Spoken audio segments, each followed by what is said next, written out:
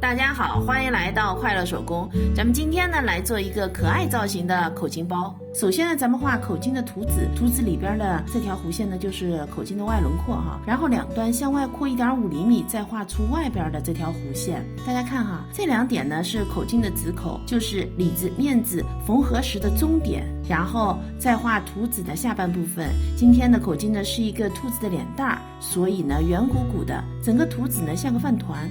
图纸画好，我们画上兔子的眼睛、鼻子和嘴巴。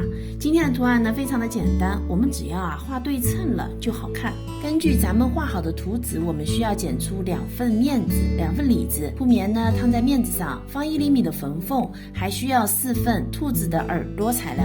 接下来呢，我们把面子正面相对，从一边的直口缝到另一边的直口。里子呢也是一样的做法。里子面子合好以后呢，我用平针把眼睛、鼻子、嘴巴也绣上了。接下来呢，我们把里子塞进面子里，然后用长针法呢把口子给缝上。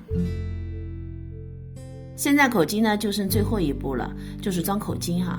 我们中心点呢对齐，然后从中间向两边缝，口巾最好缝2遍，这样呢就更牢固。口巾缝好以后呢，口巾包就制作完成了。口巾对于新手朋友来说呢是非常友好的。这期视频内容就是这些了，感谢您花宝贵的时间来看我的视频，记得要帮我点赞哦。咱们下期再见。